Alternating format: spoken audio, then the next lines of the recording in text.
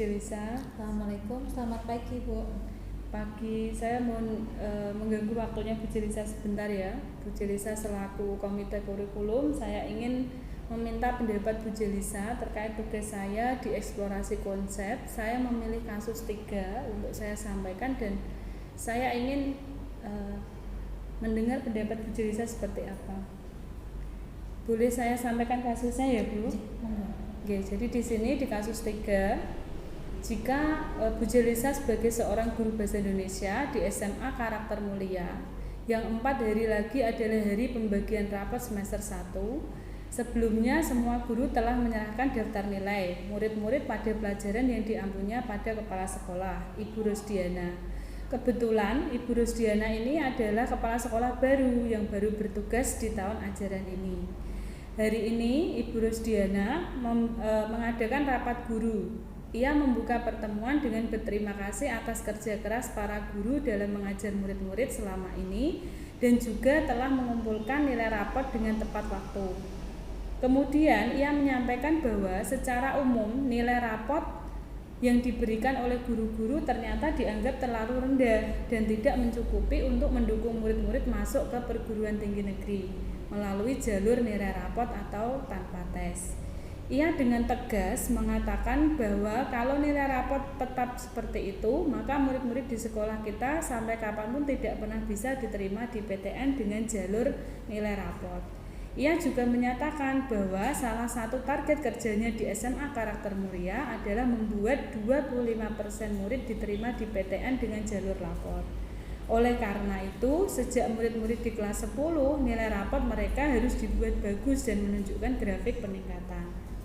Ibu Rosdiana akhirnya meminta guru-guru untuk menaikkan nilai murid menjadi 10 poin. Contohnya, jika nilai murid tersebut 70, maka akan diangkat menjadi 80 dan seterusnya demi membantu masa depan mereka dan juga demi nama baik sekolah agar kepercayaan masyarakat meningkat bila banyak murid sekolah ini yang diterima di PTN. Anda, Bu Jelisa, ini adalah di sekolah ini sudah mengajar selama 5 tahun dan selama ini sebagai guru Bu Jelisa merasa diberi otoritas dan kepercayaan penuh dalam memberikan penilaian murid-murid. Kemudian selama bukti-bukti penilaian itu lengkap dan akurat dapat dipertanggungjawabkan. Bu Jelisa sebagai guru bahasa Indonesia ini merasa kredibilitas diragukan dan integritas dipertanyakan. Menurut Bu Jelisa, tindakan Bu Rosdiana yang meminta bahwa nilai rapot anak harus dinaikkan 10 tadi bagaimana menurut Bu Jelisa? Sebelumnya saya mohon izin untuk menyampaikan kalau untuk yang pertama ketika notabene beliau adalah ibu kepala sekolah yang baru di sekolah kami, menyampaikan targetnya atau visinya untuk menaikkan 25% lulusan dari SMA Karakter Mulia bisa masuk di PTN dengan jalur rapot. Saya sangat setuju dan mengapresiasi hal tersebut. Cuma yang menjadi sedikit tidak sependapat dengan beliau adalah dengan cara yang seketika tiba-tiba mendekati penyerahan rapot, kemudian beliau meminta agar nilai-nilai itu dinaikkan, contohnya seperti tadi dari 70 menjadi 80. Karena sejatinya saya yakin bahwa saya salah satu dari guru yang mengajar di sini beserta juga dengan rekan-rekan yang lain sudah berusaha memberikan yang terbaik untuk kami, untuk para siswa kami, untuk para peserta didik agar mereka bisa melakukan pembelajaran dengan baik sesuai dengan proses dan pembentukan karakternya. Jadi saya rasa ketika nanti hasil akhir harus dinaikkan secara tiba-tiba, saya pribadi tidak setuju. Mungkin kalau saya bisa memberikan saran atau dari beberapa rekan yang lain, kita diberikan hak suara untuk menyampaikan, kita akan menyampaikan mungkin kita harus mulai bebenah mulai dari tahun ajaran baru, dimana mungkin prosesnya yang kita benahi adalah SDM kita dulu sebagai guru, mungkin dengan kegiatan pelatihan yang dimana dengan berbagai macam atau variasi pendekatan atau metode pembelajaran yang beragam yang mungkin bisa sesuai dengan siswa atau peserta didik yang saat ini mungkin dengan tren yang baru tidak berbeda seperti konvensional yang dulu. Jadi pembenahannya itu kita mulai dari akarnya dulu, yaitu adalah SDM-nya, kemudian kita harus mendekati siswa tidak cuma dilihat dari kompetensi mereka tapi juga secara personal, karena saya yakin kompetensi itu adalah bagian inti dari mereka, tapi karakter mereka itu adalah yang menunjang apa nanti akan mereka raih ke depan. Iya. Jadi tindakan Bu Rosdiana menurut Bu Jelisa seperti itu ya pandangannya ya jika terjadi di sekolah kita. Ya, terima kasih Bu Jelisa atas pendapatnya dari kasus elaborasi konsep, eksplorasi konsep yang saya ambil dari kasus 3. Bu Jelisa sudah memberikan pandangan, atau ada pandangan lain Bu Jelisa? Kira-kira pengelolaan seperti apa yang menurut Bu Jelisa efektif menaikkan tanpa harus melakukan penaikan yang tanpa alasan? Oke, kalau untuk kenaikan tanpa alasan, mungkin jika memang kita bisa masih punya waktu untuk anak-anak, karena saya rasa jalur rapot itu kan bukan satu-satunya jalan anak untuk bisa masuk di PTN. Masih ada banyak jalur yang lain. Mungkin kita bisa memberikan alternatif atau solusi untuk anak-anak atau peserta didik untuk mengikuti bimbel yang bisa kita rancang. Kita bisa kerjasama dengan tim bimbel yang di luar, atau kita punya sumber yang lain, kita mendatangkan itu. Ya mungkin kalau untuk waktunya sangat terbatas, tapi saya yakin ketika peserta didik punya minat di situ, mereka juga pasti akan ikut bekerja sama dengan kami. Tapi kalau untuk seketika menaikkan nilai instan seperti itu, kami tidak setuju. Kami sebagai bagian dari grup tidak setuju. Jadi perlunya tetap ada prosesnya yang harus dihargai dan diapresiasi, tidak serta-merta kita cuma melihat hasil akhirnya saja. Ya. Terima kasih Bu Jelisa untuk diskusi kali ini, pandangan-pandangannya tentang kasus 3. Atas waktunya saya ucapkan terima kasih. Assalamualaikum warahmatullahi wabarakatuh. Assalamualaikum warahmatullahi wabarakatuh. Nama saya Wahyuni Dewi Kumalaretna, CGP Angkatan 4 Kabupaten Pati dari instansi SMK Tunas Harapan Pati.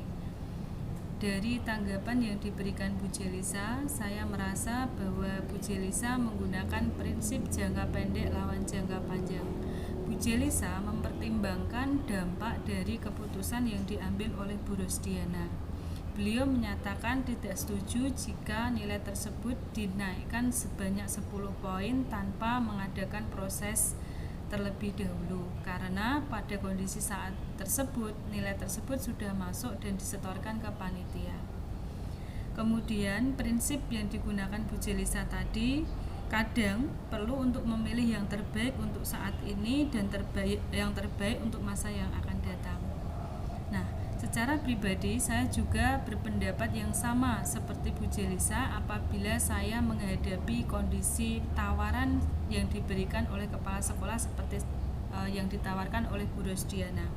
Saya akan merasa tidak setuju dan lebih baik posisi untuk memperjuangkan target 25% siswa bisa diterima SNMPTN itu adalah dilakukan terlebih dahulu dengan perbaikan SDM dan perbaikan proses pembelajaran.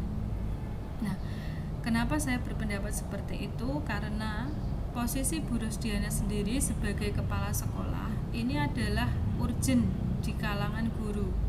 Instruksi kepala sekolah yang mengajarkan sesuatu yang sifatnya instan dan melanggar peraturan yang sudah disepakati terlebih dahulu akan menjadi bumerang untuk instruksi-instruksi yang lain, karena cenderung nanti bawahan akan melakukan pelanggaran yang sama untuk keputusan-keputusan yang lain. Jadi yang harus dipikirkan terlebih dahulu adalah bagaimana cara Bu Rosdiana membawa diri dalam memberikan instruksi kepada anak buah. Kemudian alangkah baiknya bahwa apa yang ditemui Bu Rosdiana karena nilai siswa yang kurang seperti itu dijadikan sebagai temuan awal dan dilakukan tindak lanjut program-program pengembangan SDM dan pengembangan mutu yang lain. Menurut saya, langkah yang harus dilakukan Bu Rosdiana sebagai kepala sekolah yang pertama adalah meningkatkan mutu SDM dengan memberikan pelatihan-pelatihan model pembelajaran supaya guru memiliki wawasan dalam menyampaikan pembelajaran yang menarik, menyenangkan, dan membuat siswa menguasai kompetensi yang diharapkan. Dengan seperti itu, maka siswa secara otomatis akan memiliki capaian pembelajaran yang tinggi, sehingga siswa tersebut juga bisa mendapatkan nilai yang sesuai dan memenuhi kriteria SNMPTN atau jalur rapot. Selain itu, pertimbangan yang lain, jika kita melakukan tindakan mengkatrol nilai siswa, itu akan berakibat sebagai penilaian lanjutan di perguruan tinggi. Misal, anak tersebut diterima perguruan tinggi yang levelnya kelas 1 di Indonesia, tapi pada saat pembelajaran dia tidak bisa mencapai indeks prestasi yang memuaskan. Itu pun akan menjadi penelusuran tersendiri oleh perguruan tinggi terhadap sekolah asal dari siswa tersebut. Hal ini akan menjadi bumerang yang akhirnya nanti akan diketahui oleh perguruan tinggi dan mengevaluasi lebih lanjut kondisi sekolah yang sebenarnya. Jadi alangkah baiknya perubahan dan tujuan tersebut dicapai dengan proses, bukan secara instan. Demikian tanggapan saya dari kasus dilema etika yang disampaikan dari kasus 3. Harapan saya bisa menyelesaikan kasus tersebut dengan sepenuh hati. Assalamualaikum warahmatullahi wabarakatuh. Salam guru penggerak, guru bergerak Indonesia maju.